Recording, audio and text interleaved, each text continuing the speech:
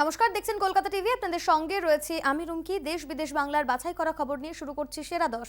শুরুতেই নজর রাখবো বাংলার খবরে। জোড়া চাপে বীরভূমের তৃণমূল জেলা সভাপতি অনুব্রত মণ্ডল। হাসপাতাল থেকে বেরোতে না বেরোতেই ফের গরু পাচার মামলায় জিজ্ঞাসাবাদের জন্য শনিবার বিকেল 5টার মধ্যে ডেকে পাঠানো হয় অনুব্রত মণ্ডলকে। তবে এবারও হাজিরা না দেওয়ায় তাঁর চিনার পার্কের বাড়িতেই পৌঁছে যায় সিবিআই এর আধিকারিকেরা। তাকে গিয়ে নোটিশও দিয়ে আসেন। এদিকে ভোট পরবর্তী হিংসা মামলায় রবিবার তাকে ডেকে পাঠানো হয়েছে। শুক্রবার রাতেই এসএসকেএম থেকে ছাড়া পান বীরভূমের দাপুটে তৃণমূল নেতা। গরু পাচার মামলায় তাকে এর আগেও সিবিআই তলব করেছিল। প্রতিবার তা এড়িয়েও যান অনুব্রত। হাসপাতাল থেকে ছাড়া পেতেই সিবিআই তলব করল অনুব্রত মণ্ডলকে। তাকে নিজাম প্যালেসে হাজির হতে বলা হয়েছে। এ বিষয়ে একটি সাংবাদিক বৈঠকে রাজ্য বিজেপি সভাপতি সুকান্ত মজুমদার ঠিক কী পরামর্শ দিলেন? অজুহাতের আশ্রয় নিচ্ছেন। আপনারা জানেন যে উডবান ওয়ার্ডে ভর্তি হয়েছিল এবং আমি ভবিষ্যৎবাণীও করেছিলাম যে উনি উডবান ওয়ার্ডের দিকেই যাবেন। তো স্বাভাবিকভাবেই আর কতদিন পালিয়ে বাঁচবেন? অত ভয়ের কিছু নেই। একবার যান, তখন যাওয়ার অভ্যেস হয়ে যাবেন, বারবার যাবেন, আর সিবিআইকে ছেড়ে আসতেই চাইবেন না, ওখানেই থেকে যাবেন। তো ওনার যাওয়া উচিত, যেতে যেতে অভ্যেস হয়ে যাবে। বিশ্বভারতীর ছাত্রাবাসে অস্বাভাবিক মৃত্যু হয়েছে অসীম দাসের। দ্বাদশ শ্রেণীর ছাত্রের মৃত্যুর পর শনিবার অসীমের গ্রামের বাড়ি নানুরে গিয়ে তার পরিবারের সঙ্গে দেখা করল তৃণমূলের প্রতিনিধি দল। অনুব্রত মণ্ডলের নেতৃত্বে বনগ্রামে পৌঁছয় দলটি। নেতৃত্বে ছিলেন বোলপুরের তৃণমূল বিধায়ক তথা রাজ্যের ক্ষুদ্র ও মাঝারি শিল্প দপ্তরের মন্ত্রী চন্দ্রনাথ সিনহা। নেতৃত্বে ছিলেন বোলপুরের তৃণমূল বিধায়ক তথা রাজ্যের ক্ষুদ্র ও মাঝারি শিল্প দপ্তরের মন্ত্রী চন্দ্রনাথ সিংহ। ছিলেন নানুর বিধানসভার তৃণমূল বিধায়ক বিধান মাঝি, বীরভূম জেলা পরিষদের সভাধিপতি তথা সিউড়ির তৃণমূল বিধায়ক বিকাশ রায় চৌধুরী। শনিবার তৃণমূলের প্রতিনিধি দলের পক্ষ থেকে নিহত ছাত্রের পরিবারকে সমস্ত রকম সাহায্যের আশ্বাস দেওয়া হয়েছে। পরিবারটিকে আর্থিক সাহায্যও করা হয় এদিন। বিশ্বভারতীতে ছাত্রের রহস্য মৃত্যুতে এবার মুখ খুললেন অনুপম হাজরা। শনিবার বিজেপি নেতা টুইটে লেখেন, ছাত্রের মৃত্যু বেদনাদায়ক। সন্তানহারা বাবা মায়ের কথা ভেবে ছাত্রের পরিবারের সঙ্গে দেখা করা উচিত ছিল উপাচার্যের। একজন শিক্ষকের কাছ থেকে অন্তত এটুকু মানবিকতা কাম্য। এভাবেই বিশ্বভারতীর উপাচার্যের সমালোচনায় সরব হলেন বিজেপি নেতা অনুপম হাজরা। শুক্রবার শান্তিনিকেতনে নিহত ছাত্রের দেহ নিয়ে বিক্ষোভ দেখায় পরিবারের সদস্য থেকে পড়ুয়ারা। উপাচার্য বিদ্যুৎ চক্রবর্তীর বাড়ির সামনেও দীর্ঘক্ষণ বিক্ষোভ চলে। রাতভর উপাচার্যের বাসভবন ঘেরাও করে রাখা হয়। তারপরও উপাচার্য দেখা করেননি। শেষে বাসভবনের মূল গেটে তালা ভেঙে প্রবেশ করে বিক্ষোভকারীরা। ঘটনাটি প্রশাসনের নজরে এনে টুইট করেন রাজ্যপাল জগদীপ ধনখড়। জাহাঙ্গীরপুরের হিংসার ঘটনার তদন্তে এবার দক্ষিণ 24 পরগনায় দিল্লি পুলিশ। অভিযুক্তদের স্থায়ী ঠিকানার খোঁজে দক্ষিণ 24 পরগনার বিভিন্ন জায়গায় তল্লাশি চালাবেন তাঁরা। দিল্লি পুলিশের ক্রাইম ব্রাঞ্চের 3 আধিকারিক এসেছেন রাজ্যে। রাজ্য পুলিশের সহায়তায় মন্দির বাজার এলাকার সেকেন্দারপুর গ্রামে যান তাঁরা। সেখানে মানুয়ারা বিবি নামে একজনের সঙ্গে দীর্ঘক্ষণ কথা বলেন। এর আগেও দিল্লির ঘটনায় অভিযুক্তদের খোঁজে এ রাজ্যে এসেছিলেন তাঁরা।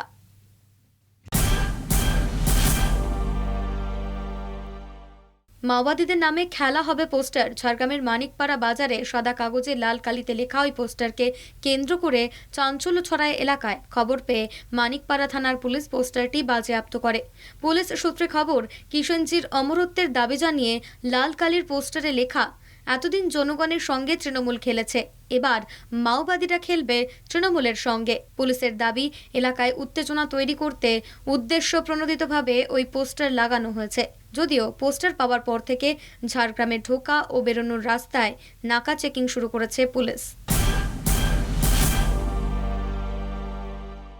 কসবা অপহরণ কাণ্ডে চাঞ্চল্যকর মোড়। পুলিশ সূত্রে খবর, অপহৃত ব্যবসায়ী কুতুবুদ্দিন গাজীর বিরুদ্ধেও বিভিন্ন প্রতারণার অভিযোগ মিলেছে। তিনি কলকাতায় বিভিন্ন জায়গায় নাম পাল্টে এবং ভুয়ো অফিস খুলে প্রতারণার ব্যবসা চালাচ্ছিলেন। ঘটনায় মূল অভিযুক্ত সহ 5 জন জেরায় এমনটাই জানিয়েছে। তাদের প্রায় 1.5 কোটি টাকা আত্মসাৎ করেছে কুতুবুদ্দিন বলেও অভিযোগ। টাকা ফেরত চাইলে দেওয়ার নাম করে পালিয়ে বেড়াতো সে। তাদের উদ্দেশ্য ছিল কুতুবুদ্দিনকে ধরে তাদের টাকা ফেরত নেওয়া। যদি না পায় তাহলে তারা তাকে পুলিশের হাতে তুলে দিত। কসবা থানা এলাকায় পুলিশের পোশাক পরা কয়েকজন অপহরণ করে কুতুবুদ্দিন গাজী নামে এক ব্যবসায়ীকে। বুধবার রাত 8টা নাগাদ কসবার চক্রবর্তী পাড়ায় নিজের অফিস থেকেই তাকে অপহরণ করে দুষ্কৃতীরা। রাতভর তদন্ত করে বৃহস্পতিবার সকালে টালিগঞ্জ থেকে ওই ব্যবসায়ীকে উদ্ধার করে লালবাজারের গুন্ডা দমন শাখা। খাস কলকাতায় বোমা ও অস্ত্র উদ্ধার। 19টি তাজা বোমা সহ একটি আগ্নেয়াস্ত্র ও 2টি বুলেট পাওয়া গিয়েছে। শনিবার সকালে হরিদেবপুরের 41 পল্লী ক্লাবের সামনে পরিত্যক্ত অবস্থায় পড়ে থাকতে দেখা যায় একটি অটোকে। সন্দেহ হওয়ায় খবর দেওয়া হয় থানায়। অটোর ভিতর থেকে মেলে বোমা, আগ্নেয়াস্ত্র। এভাবে অটোর মধ্যে থেকে বোমা উদ্ধার হওয়ায় চাঞ্চল্য ছড়িয়েছে এলাকায়। ঘটনার তদন্তে হরিদেবপুর থানার পুলিশ। উত্তর কলকাতায় আচমকা ধস নেমে বিপত্তি। হাতিবাগানের হেদুয়ার কাছে প্রায় দীর্ঘ 6 ফুট রাস্তায় ধস। শুক্রবার রাতেই ধসে পড়ে শিশির ভাদুরীর একাংশ। ঘটনাস্থলে যায় পুলিশ ও পূর্ত দপ্তরের আধিকারিকরা।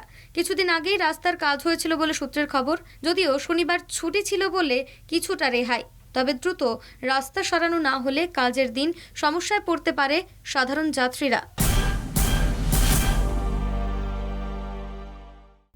সময় বিরতির রয়েছে আরো খবর, সঙ্গে থাকুন।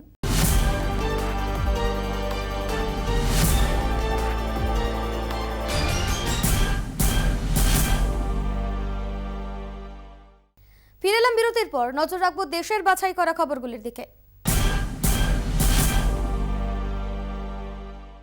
উত্তরপ্রদেশের প্রয়াগরাজে একই পরিবারের 5 জনের নৃশংস হত্যা। প্রয়াগরাজের গঙ্গাপাড় এলাকায় 2 বছরের শিশু সহ একই পরিবারের 5 জনকে হত্যার পর ঘরে আগুন লাগিয়ে দেওয়া হয়। শনিবার ঘটনাস্থলে পুলিশ পৌঁছানোর পরে স্থানীয় বাসিন্দাদের ক্ষোভের মুখে পড়তে হয় আইন রক্ষকদের। এক সময়ের এলাহাবাদ হিসেবে পরিচিত উত্তরপ্রদেশের এই শহরে এই ধরনের নৃশংস হত্যাকাণ্ডে পুলিশ প্রশাসনের বিরুদ্ধে ব্যর্থতার অভিযোগ উঠেছে। পারিবারিক বিবাদের জেরেই ঘটনাটি ঘটেছে বলে প্রাথমিক তদন্তে পুলিশের অনুমান। তদন্তের সব দিক খতিয়ে দেখা হচ্ছে, জানিয়েছেন তদন্তকারী পুলিশ আধিকারিক। প্রধানমন্ত্রী নরেন্দ্র মোদীর জম্মু সফরের আগে জোরদার নিরাপত্তা উপত্যকায়। রবিবারই জম্মু কাশ্মীরে যাচ্ছেন প্রধানমন্ত্রী। 24শে এপ্রিল জাতীয় পঞ্চায়েতি রাজ দিবস হিসেবে দেশের পঞ্চায়েতগুলির উদ্দেশ্যে ভাষণ দেবেন তিনি। এর জন্য জম্মু কাশ্মীরের পঞ্চায়েত পল্লী এলাকাকে বেছে নেওয়া হয়েছে। সেই অনুষ্ঠানে কৃষক, পঞ্চায়েত প্রধান সহ গ্রামের প্রধানরা তাদের উন্নয়নের খতিয়ান প্রদর্শনীর মাধ্যমে তুলে ধরবেন। শুক্রবার প্রধানমন্ত্রীর সফরের আগে সঞ্জুয়ানে সেনা ছাউনির কাছে সিআইএসএফের বাস লক্ষ্য করে গুলিবর্ষণ করে জঙ্গিরা। সেই ঘটনায় শহীদ হন সিআইএসএফের এক এএসআই। আহত হন বেশ কয়েকজন জওয়ান। সেই ঘটনার পর আরও জোরদার করা হয়েছে নিরাপত্তা ব্যবস্থা। দেশের শীর্ষ কর্তার উপরে যাতে কোনো আঁচ না লাগে সেই কারণে আঁটুসাঁটু নিরাপত্তার জালে মুড়ে ফেলা হয়েছে জম্মু কাশ্মীর। সিআইএসএফ জওয়ানদের উপরে জঙ্গি হামলার সিসিটিভি ফুটেজ প্রকাশ্যে। ভিডিওতে দেখা যাচ্ছে কাজে যোগ দেওয়ার জন্য একটি বাসে করে যাচ্ছিলেন সিআইএসএফের জওয়ানরা। বাস রাস্তার বাঁক নিতেই এলোপাথারি গুলি ছুটে আসে তাঁদের দিকে। তারপরই বিস্ফোরণ। সেনা সূত্রে খবর, আত্মঘাতী হামলার ছক কষেছিল জঙ্গিরা, তবে তার আগেই পাল্টা উত্তর দিয়েছেন জওয়ানেরা। শুক্রবার ভোরে বাসে হামলা চালায় জঙ্গিরা। ঘটনায় শহীদ হন একজন এএসআই। গুরুতর জখম হন বেশ কয়েকজন সেনা জওয়ান। সেই ঘটনার হাড় হিম করা ফুটেজ ইতিমধ্যেই ভাইরাল। অন্যদিকে হামলার পর 2 জৈশ জঙ্গিকে নিকেশ করা হয়েছে বলে জানিয়েছে সিআরপিএফ। প্রধানমন্ত্রী নরেন্দ্র মোদীর সফরের আগে বড়সড় নাশকতার ছক কষেছিল জঙ্গিরা, জানিয়েছেন জম্মু কাশ্মীর পুলিশের ডিজি। কিন্তু গোয়েন্দাদের তৎপরতায় সেই ছক বানচাল করা সম্ভব হয়েছে বলেও জানিয়েছেন ডিজি। চ্যানেলগুলিকে সতর্ক করল তথ্য সম্প্রচার মন্ত্রক। বিতর্ক তৈরি করতে পারে এমন কোনো ছবি বা খবর সম্প্রচার করা যাবে না, বিবৃতি দিয়ে জানালো কেন্দ্র। শনিবার কেন্দ্রীয় তথ্য ও সম্প্রচার মন্ত্রকের তরফে একটি বিবৃতি জারি করা হয়েছে, যেখানে বলা হয়েছে বেশ কিছু চ্যানেলের সম্প্রচার উত্তেজনা সৃষ্টি করছে। ইউক্রেন রাশিয়া যুদ্ধ হোক বা দিল্লি হিংসার মতো ঘটনায় যেসব শিরোনাম ব্যবহার করা হচ্ছে তাতে সমাজে আরও বিভেদের সৃষ্টি হচ্ছে বলে মনে করছে তথ্য সম্প্রচার মন্ত্রক। প্রয়োজন মনে করলে সেই চ্যানেলগুলির ওপর নিয়ন্ত্রণ আনতে পারে কেন্দ্রীয় তথ্য সম্প্রচার মন্ত্রক। সম্প্রতি হনুমান জয়ন্তীর মিছিলকে কেন্দ্র করে উত্তপ্ত হয় জাহাঙ্গীরপুরী। রমজান চলাকালীন মসজিদ লক্ষ্য করে মিছিল থেকে পাথর ছোড়া হয়। সংঘর্ষে 2 পক্ষের আহত বহু। সেই সংঘর্ষের ঘটনা বিবৃতিতে উল্লেখ করে বলা হয়েছে, পাকিস্তানের উচ্চশিক্ষায় শিলমোহর দিল না নয়াদিল্লি। ইউজিসি ও এআইসিটিইর তরফ থেকে এই মর্মে নির্দেশিকা জারি করা হয়েছে। নির্দেশিকায় বলা হয়েছে, উচ্চশিক্ষার জন্য যেন পাকিস্তানে না যান ভারতীয় পড়ুয়ারা। ভারতীয় কোনো নাগরিক বা প্রবাসীর পাকিস্তানে অর্জন করা শিক্ষাগত যোগ্যতা মান্যতা পাবে না। সেই যোগ্যতার ভিত্তিতে মিলবে না কোনো সরকারি চাকরিও। ইউজিসির চেয়ারম্যান জগদীশ কুমার জানিয়েছেন, সাম্প্রতিককালে বেশ কিছু ভারতীয় পড়ুয়া উচ্চশিক্ষার জন্য পাকিস্তানে গিয়ে আর দেশে ফিরে আসেননি। সেই কারণেই এই সতর্কবার্তা জারি করা হয়েছে। পাশাপাশি অনাবাসী ভারতীয় পড়ুয়াদের উদ্দেশ্যেও ওই বিজ্ঞপ্তি জারি করা হয়েছে। শনিবার পড়ুয়ারা যাতে পাকিস্তানের কোনো শিক্ষা প্রতিষ্ঠানে নিজেদের নাম নথিভুক্ত না করে সে বিষয়ে দুই যৌথ নিয়ামক সংস্থার তরফে যৌথ বিজ্ঞপ্তি দিয়ে পরামর্শ দেওয়া হয়েছে। নীতি আয়োগের ভাইস চেয়ারম্যানের পদ ছাড়লেন রাজীব কুমার। অক্সফোর্ডের প্রাক্তনী রাজীব কুমারের এই অকস্মাৎ পদত্যাগে যথেষ্ট চাঞ্চল্য তৈরি হয়েছে নয়াদিল্লির প্রশাসনিক মহলে। 2017 সালের অগস্টে নীতি আয়োগের ভাইস চেয়ারম্যানের দায়িত্ব নেন তিনি। সেই সময়েও আচমকাই ভাইস চেয়ারম্যানের দায়িত্ব থেকে অব্যাহতি নেন অরবিন্দ পানাগারিয়া। 2014 সালে নরেন্দ্র মোদী ক্ষমতায় আসার পরে দেশের আর্থিক ক্ষেত্রে গুরুত্বপূর্ণ নীতি নির্ধারণকারী কেন্দ্রীয় সংস্থা যোজনা কমিশনকে বদলে নীতি আয়োগ করে দেওয়া হয়। সংস্থার বিধি অনুযায়ী নীতি আয়োগের চেয়ারম্যান প্রধানমন্ত্রী নরেন্দ্র মোদী। কেন্দ্রীয় এই সংস্থায় এভাবে ভাইস চেয়ারম্যানের আকস্মিক পদত্যাগে নানা জল্পনা তৈরি হয়েছে। রাজীব কুমারের জায়গায় দায়িত্বে এলেন national council of applied economic and রিসার্চের প্রাক্তন director general Suman barrel. Hanuman Chalisa পাঠ নিয়ে উত্তপ্ত হয়ে উঠল মুম্বাই। শনিবার সকালে অমরাবতীর সাংসদ নবনীত রানার বাড়ির সামনে বিক্ষোভ দেখালেন শিবসেনা কর্মীরা। অমরাবতীর সাংসদ জানিয়েছিলেন, তিনি এদিন মহারাষ্ট্রের মুখ্যমন্ত্রী উদ্ধব ঠাকরের বাসভবন মাতোশ্রীর সামনে হনুমান চালিসা পাঠ করবেন। তার আগেই এদিন সকালেই অমরাবতীর সাংসদের বাড়ির সামনে বিক্ষোভে সামিল হলেন শিবসেনা কর্মীরা। অন্যদিকে বিজেপি সাংসদের হুঁশিয়ারির পরে উদ্ধব ঠাকরের বাড়ির সামনেও ভিড় জমিয়েছেন শিবসেনা নেতা কর্মীরা। শুক্রবার সকাল থেকেই ভিড় জমান তারা। মুম্বাইয়ের প্রাক্তন মেয়র কিশোরী পেডনেকার বলেন, আমরা এখানে অপেক্ষা করছি বিজেপির জন্য। আমাদের সামনেও থাকবে হনুমান চালিসা। আমরাও অপেক্ষা করছি তাদের উপযুক্ত শিক্ষা দিতে। বুলডোজারে গুড়িয়ে দেওয়া হলো 300 বছরের পুরনো মন্দির। আরও এক বিতর্ক সামনে এলো। এ নিয়ে রাজনৈতিক দোষারোপের খেলা শুরু হয়েছে রাজস্থানে। রবিবার রাজস্থানের আলওয়ারে ভেঙে ফেলা হয় 300 বছরের একটি পুরনো শিব মন্দির সহ 86টি দোকান ও বেশ কিছু বাড়ি। কংগ্রেস শাসিত রাজস্থানে উচ্ছেদ অভিযান নিয়ে ইতিমধ্যেই শুরু হয়েছে রাজনৈতিক তরজা। যদিও হাত শিবিরের দাবি, রাজগড় পুরসভা বিজেপি নিয়ন্ত্রিত। রাস্তা সম্প্রসারণ করতে গত সেপ্টেম্বরেই তারা এই প্রস্তাব পাশ করে। কংগ্রেসের আরও দাবি, রাজগড় পৌরসভার 35 জন সদস্য, যার মধ্যে 34 জনই বিজেপি। অর্থাৎ এই ঘটনার পিছনে বিজেপির প্রচ্ছন্ন মদত রয়েছে বলেই দাবি হাত শিবিরের। রাজস্থানের নগর উন্নয়ন মন্ত্রী শান্তি ধালিওয়াল জানান, এই সিদ্ধান্ত নিয়েছিল পৌরসভা। এখানে রাজ্য সরকারের কোনো ভূমিকা নেই।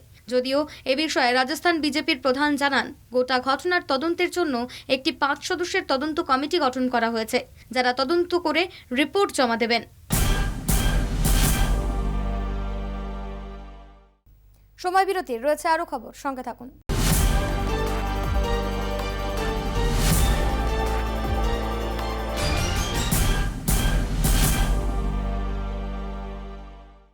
ফিরেলাম বিরতির পর। নজর রাখবো বিদেশের বাছাই করা খবরগুলির দিকে।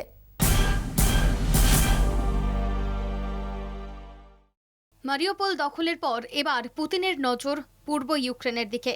তার নির্দেশে ডোনেৎস্ক ও লুহান্স্ক এলাকায় লাগাতার জারি রয়েছে হামলা। এই পরিস্থিতিতে জেলেনস্কি মনে করেছেন, দক্ষিণ ও পূর্ব ইউক্রেনের উপরেই নির্ভর করছে দেশের ভবিষ্যৎ। পাশাপাশি আমেরিকা ও ইউরোপকে তার বার্তা, ইউক্রেনে রাশিয়ার হামলার সূচনা মাত্র। ইউক্রেন দখলের লক্ষ্য পূরণ হলে পশ্চিমের দেশের দিকে এগোতে পারে পুতিন বাহিনী, যা উদ্বেগের বলেই মনে করছেন জেলেনস্কি। পশ্চিমের দেশ দখলের নির্দেশ দিতে পারে পুতিন বলে আশঙ্কা জেলেনস্কির। ইউক্রেনের পশ্চিমের পড়শি দেশ মলডোভার অংশ ট্রান্সনিস্ট্রিয়া 90-এর দশক থেকেই রাশিয়ার দখলে। মারিউপোল দখলের পর রুশ সেনা জানিয়েছেন, দক্ষিণ ইউক্রেনের রুশ নিয়ন্ত্রণ কায়েম হলে ট্রান্সনিস্ট্রিয়ার সঙ্গে মস্কোর যোগাযোগের সুবিধে হবে। যদিও যুদ্ধের 60 দিনে কিভ সহ বেশিরভাগ এলাকা রুশ দখলমুক্ত। এমনকি রাশিয়ার দখল করা এলাকা আবার পুনর্দখল করেছে জেলেনস্কি বাহিনী। তবে কিভেও জারি রয়েছে বিক্ষিপ্ত হামলা। এই পরিস্থিতিতে কিভে সেনা অভিযান কমিয়ে পূর্ব ইউক্রেনের ওপর হামলার ঝাঁজ বাড়িয়েছে রাশিয়া। আগেই ডোনেৎস্ক ও লুহান্সকে স্বাধীন ঘোষণা করেছিল রাশিয়া। তারপরেই সামরিক অভিযান শুরু করে রাশিয়া। ইউক্রেনের যুদ্ধ শুরুর পর থেকেই জেলেনস্কি সতর্ক করেছেন, ইউক্রেন দখলের পর পশ্চিমের দেশের দিকে পা বাড়াবে রাশিয়া। প্রস্তুত থাকা উচিত পশ্চিমের দেশের। প্রতিরক্ষা ক্ষেত্রে রাশিয়ার উপর নির্ভর করার কোনো প্রয়োজন নেই। রাশিয়া ইউক্রেন যুদ্ধের আবহে ফের ভারতকে বার্তা আমেরিকার। রাশিয়া ইউক্রেন যুদ্ধে ভারতের অবস্থান নিয়ে বরাবরই তৈরি হয়েছে ধোঁয়াশা। রাশিয়ার আগ্রাসনের বিরুদ্ধে সরব হয়েছে পশ্চিমা দেশগুলির একটা বড় অংশ। এমনকি রাষ্ট্রপুঞ্জে রাশিয়া বিরোধী নিন্দা প্রস্তাবে ভোটদানে বিরত থেকেছে নয়াদিল্লি, যার জেরে বিশ্বের একাধিক বন্ধু দেশের কড়া সমালোচনার মুখে পড়ে ভারত। যদিও ভারত যে এত সহজে অবস্থান বদল করবে না তা বেশ বুঝতে পেরেছে ওয়াশিংটন। আর সেই কারণেই এবার সরাসরি প্রতিরক্ষা ক্ষেত্রে রাশিয়ার উপর নির্ভরশীলতা কমাতে ভারতকে প্রকাশ্য অনুরোধ করল পেন্টাগন। এ প্রসঙ্গে পেন্টাগনের প্রেস সেক্রেটারি জন কির্বি বলেন, অন্যান্য দেশের মতো ভারতের ক্ষেত্রেও আমাদের অবস্থান খুব স্পষ্ট। আমরা চাই না প্রতিরক্ষা ক্ষেত্রে ভারত রাশিয়ার উপর নির্ভর করুক। একই সঙ্গে ভারতের সঙ্গে আমাদের প্রতিরক্ষা ক্ষেত্রে সুসম্পর্ক আরও মজবুত হোক, তাও চাই। রাশিয়া ইউক্রেন যুদ্ধের আবহে পেন্টাগনের এই বার্তা বিশেষভাবে তাৎপর্যপূর্ণ বলে মনে করছে আন্তর্জাতিক বিশেষজ্ঞ মহল। যুদ্ধ থামাতে তৎপর রাষ্ট্রপুঞ্জ। এবার পৃথকভাবে জেলেনস্কি ও পুতিনের সঙ্গে দেখা করতে চলেছেন রাষ্ট্রপুঞ্জ প্রধান অ্যান্তোনিও গুতেরেস। মুখোমুখি বসে বৈঠক করবেন, তাদের সঙ্গে দেবেন শান্তির বার্তা, জানালো এই আন্তর্জাতিক সংস্থা। ক্রেমলিন মুখপাত্র দিমিত্রি পেসকভ জানিয়েছেন, মঙ্গলবার রাশিয়ায় গিয়ে পুতিন ও বিদেশমন্ত্রী সার্জেই লাভরভের সঙ্গে দেখা করতে চলেছেন গুতেরেস। এরপর বৃহস্পতিবার ইউক্রেন গিয়ে জেলেনস্কি ও বিদেশমন্ত্রী দিমিত্রি কুলেবার সঙ্গে দেখা করবেন রাষ্ট্রপুঞ্জ প্রধান বলে জানা গিয়েছে। যুদ্ধ থামাতে জরুরি ভিত্তিতে ঠিক কোন পদক্ষেপ নেওয়া যেতে পারে, পাশাপাশি সাধারণ নাগরিকদের বের করে আনতে কি কি ব্যবস্থা করতে হবে, এই দুটি বিষয় নিয়ে এই বৈঠকে আলোচনা করবেন গুতেরেস বলে জানিয়েছে রাষ্ট্রপুঞ্জ। দুদেশের রাজধানীতে হতে চলেছে এই বৈঠক দুটি। প্রথম থেকেই রাশিয়াকে হামলা বন্ধের নির্দেশ দিয়েছেন রাষ্ট্রপুঞ্জ প্রধান। মানবিক করিডোর করে উদ্ধারের বিষয়টিও একাধিকবার উল্লেখ করেছেন তিনি, কিন্তু লাগাতার হামলার জেরেও তা ব্যাহত হয়েছে। এরপর ইস্টার সানডেতে হামলা বন্ধের নির্দেশ দিয়েছিল রাষ্ট্রপুঞ্জ। সেই নির্দেশকেও উপেক্ষা করে রাশিয়া। রক্তক্ষয়ী যুদ্ধ থামানো হোক, আলোচনার মাধ্যমে শান্তি প্রতিষ্ঠা করা হোক, বলেন রাষ্ট্রপুঞ্জের মুখপাত্র। আফগানিস্তানের কুন্দুজে একটি মসজিদে বোমা হামলায় নিহত 33। জুমার নামাজ চলাকালীন বোমা বিস্ফোরণে শিশুসহ প্রাণ যায় 33 জনের। আহত বহু, তাদের মধ্যে বেশ কয়েকজনের অবস্থা আশঙ্কাজনক। মৃত ও আহতের সংখ্যা বাড়ার আশঙ্কা করা হচ্ছে। আন্তর্জাতিক জঙ্গি গোষ্ঠী আইএস কুন্দুজ ও মাজারি শরীফ প্রদেশে আলাদা দুটি প্রাণঘাতী হামলা দায় স্বীকারের পরদিনই এই হামলা হলো। আফগানিস্তানের তথ্যমন্ত্রী জাবিবুল্লাহ মুজাহিদ টুইটে জানান, কুন্দুজে ইমাম সাহেব জেলার একটি মসজিদে বিস্ফোরণ হয়। শিশুসহ 33 জন বেসামরিক মানুষের প্রাণ গিয়েছে, আহত 43-এর বেশি। নাশকতার তীব্র নিন্দা এবং মৃতদের প্রতি সমবেদনা জানান তালিবান সরকারের মুখপাত্র। এর আগেও মাজারি শরীফে একটি মসজিদে বোমা বিস্ফোরণ হয়, যেখানে অন্তত 31 জন নিহত এবং আরও 87 জন আহত হন। সেই হামলা সহ সম্প্রতি বেশ কয়েকটি হামলার দায় স্বীকার করেছে আইএস।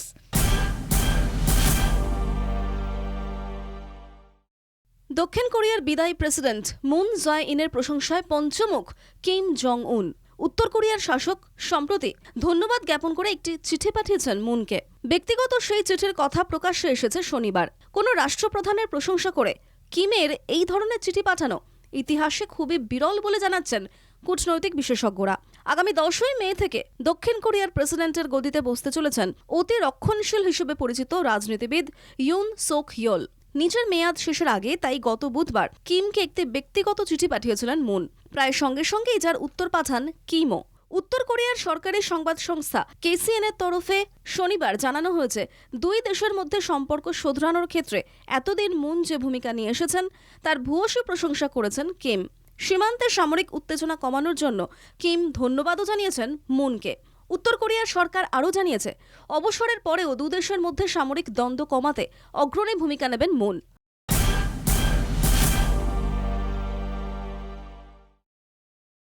দীর্ঘ 2 বছরেরও বেশি সময় ধরে করোনা ভাইরাস দাপিয়ে বেড়াচ্ছে বিশ্বজুড়ে। করোনার 3টি ঢেউ ইতিমধ্যেই ছড়িয়েছে বিশ্বের নানান প্রান্তে।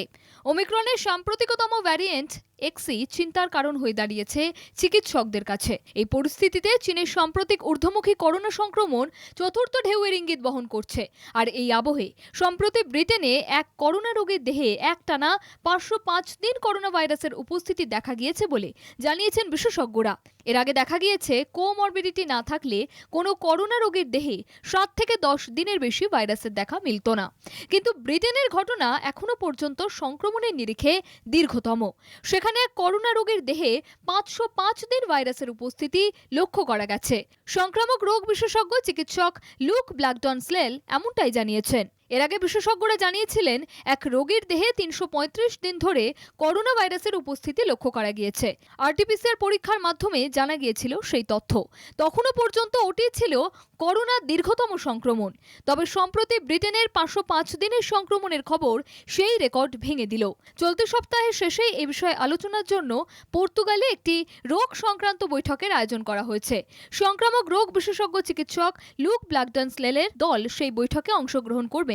গবেষণায় উঠে এসেছে, মিউটেশনের কারণে এত দীর্ঘ সময় ধরে করোনা ভাইরাস বাসা বেঁধেছিল। এত দীর্ঘ সময় ধরে শরীরে করোনা ভাইরাসের উপস্থিতির আরও একটি কারণ রয়েছে বলে মনে করছেন বিশেষজ্ঞরা।